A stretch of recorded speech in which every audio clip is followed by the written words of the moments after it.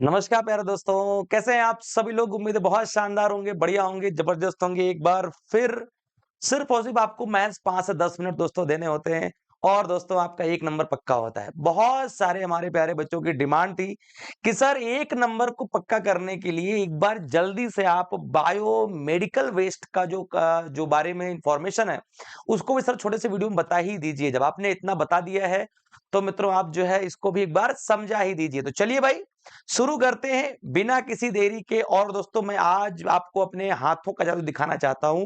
दोस्तों मेरे हाथों में कितना जादू है, चलो भाई तो शुरुआत करते हैं।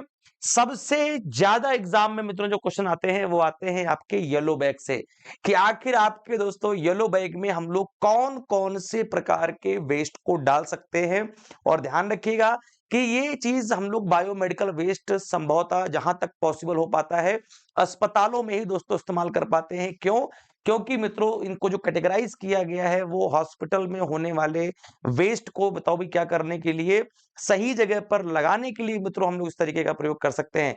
तो जब भी तुमसे मित्रों पूछेगा कि आप लोग येलो बैग में किस प्रकार के कचरे को रखते हैं, तो आप लोग जरा जल्दी से कमेंट भी करते हुए चलिएगा। और हाँ, लाइक करना दोस्तों मत भूलिएगा। देखिए भाई शुरुआत करते हैं सबसे पहले मित्रों आपका कि मनुष्य के शरीर का और मित्रों आपके जंतुओं के शरीर का, है ना? क्योंकि हालांकि मनुष्य भी दोस्तों एक जंतु का ही एक रूप है, इसीलिए आपको याद ऐसे करना है कि दोस्तों मनुष्य जंतु है और जंतु और मनुष्य दोनों के दोस्तों शरीर से जो भी अंग निकल सकते हैं। भाई मान लीजिए दोस्तों कोई ऐसा व्यक्ति है जिसको हाइड्रोसिल की समस्या है, तो वहां से बड़ा जो फ्लूइड निकाला गया उसको कहां पर हम डालेंगे? तो येलो बैग में डाल देंगे। दोस्तों मान लो किसी स्त्री ने क्या किया, किसी बच्चे को जन्म दिया और यदि दोस्तों उसने बच्चे को जन्म दिया तो प्लासेंटा भी निकला होगा, बच्चों से गर्भनाल भी निकली होगी, उसको दोस्तों हम लोग कहां पर डाल सकते हैं? दोस्तों येलो बैग में डाल सकते हैं। तो इसी प्रकार से मनुष्य के शरीर से निकलने वाला कोई भी वेस्ट, चाहे वो तरल के रूप में हो, चाहे वो अंग के रूप में हो, कोई बेटा जी पस के रूप में हो, कैसा भी दोस्तों होने वाला है, अगर वो मनुष्य के शरीर से निकला है दोस्तों, सेम यदि वो किसी जंतु के शरीर से निकला है, उसको दोस्तों येलो बैग में ही हम लोग डाल सकते हैं। इसी के मित्रों साथ-साथ में बात करते हैं कि कोई भी दोस्तों ऐसी दवाएँ जो कि मित्रों तुम्हारी कैसी होती हैं, साइटोटॉक्सिक दवाएँ होती हैं, है ना? तो इसका मतलब क्या हुआ दोस्तों, ऐसी कोई भी दवा जिसका संबंध तुम्हारी माइक्रोबायोलॉजी से है, बायोटेक्नोलॉजी से है, या फिर कोई भी दवा कोई भी केमिकल लैबोरेटरी वेस्ट में दोस्तों निकाला गया है, उस दोस्तों हम सभी प्रकार की दवाओं को हम लोग कहाँ पर डालते हैं मित्रों? येलो बैग में ही डालते हैं। ध्यान रखिएगा यहाँ पर मैंने किसी भी बेटा जी वाइल की बात नहीं की है, यहाँ पर मैंने सिर्फ और सिर्फ साइटोटॉक्सिक दवाओं की मित्रों बात करी है, या फिर मित्रों जो भी दवाएं जो वेस्ट हो चुकी होती हैं उनकी दोस्तों मैं यहाँ पर बात कर रहा हूं। बात करते हैं मित्रों अगला जो इसमें वेस्ट आने वाला है उसका नाम दोस्तों होने वाला है सॉलिड वेस्ट। कैसा सॉलिड वेस्ट? तो ध्यान रखना दोस्तों, इसमें कोई भी ऐसा वेस्ट, है ना, जो कि दोस्तों मानव के शरीर से निकलने वाले किसी भी तरह से संक्रमित हुआ हो। सपोज करिए कि आपने किसी व्यक्ति की ड्रेसिंग की है और ड्रेसिंग के समय हाथ में जो घाव हुआ था उसको दोस्तों आपने किसी भी कॉटन के जो है रुई के किसी फोहे से आपने इसको साफ किया है, तो उस रुई के फोहे में जिसको हम लोग बेटा जी गॉच पीस के नाम से भी जानते हैं, उसमें यदि कोई भी संक्रमित, है ना, ब्लड लग गया है, पस लग गया है, कोई फ्लूइड लग गया है, उसको भी दोस्तों हम लोग क्या मान के चलते हैं कि सर ये सॉलिड वेस्ट है और इसको दोस्तों हम लोग कहां पर डाल सकते हैं मित्रों? येलो बैग में डाल सकते हैं। इसी के साथ-साथ अब प्रश्न ये आता है कि सर जो भी हमने वेस्ट निकाला है, इसको हम लोग क्या करेंगे? इसको हम लोग कैसे नष्ट कर सकते हैं? तो मित्रों इसको नष्ट करने के लिए आपको जो है भस्मीकरण की दोस्तों प्रक्रिया को अपनाते हैं हम लोग। और भस्मीकरण दोस्तों क्या होता है? जल्दी से कमेंट करिएगा। मैं आपको हिंट करता हूं दोस्तों, भस्मीकरण का मतलब होता है कि बहुत ही हाई टेम्परेचर पर दोस्तों चीजों को नष्ट करना। टेम्परेचर कितना होता है मित्रों? कमेंट जरूर करिएगा।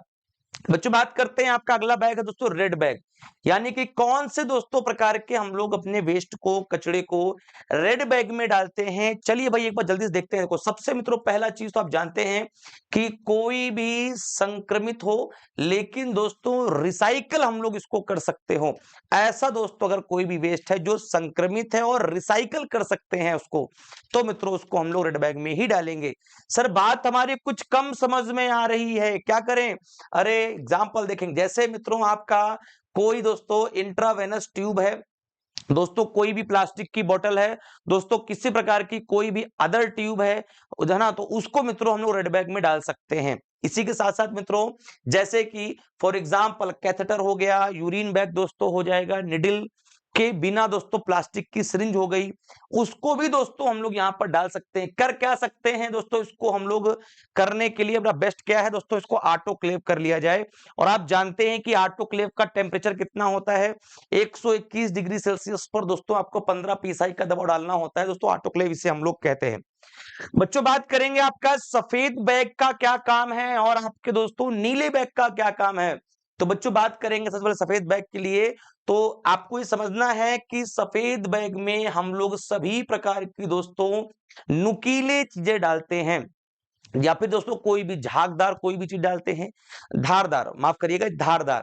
देखो नुकीली का मतलब दोस्तों अगर कोई भी निडल है किसी सुई की तो उसको वहीं पर डालेंगे कहां पर व्हाइट बैग में। दोस्तों बहुत सारी सिरिंज ऐसी होती है जिसमें दोस्तों निडल निकल नहीं सकती है वो उसमें फिक्स होती है उसको भी तुमको दोस्तों व्हाइट में डालना होता है। दोस्तों कोई भी आपने कोई दोस्तों ऐसी धारदार कोई चीज जिस हम लोग किसी बॉडी के पार्ट को काटते हैं किसी को तोड़ने का काम करते हैं तो कोई भी मित्रों अगर नुकीली चीज है धारदार है तो उसको सफेद बैग में ही दोस्तों डालना होता है। बड़ा जी अपने को फॉर एग्जांपल निडल है फिक्स निडल वाली सिरिंज है ब्लेड है स्कैल्पेल है मेटल शार्प कोई भी चीज होगी तो व्हाइट बैग में ही आई क्या कर सकते हैं ऑटोक्लेव करना इसमें बेस्ट उपचार होता है इनको डिसइंफेक्ट करने के लिए।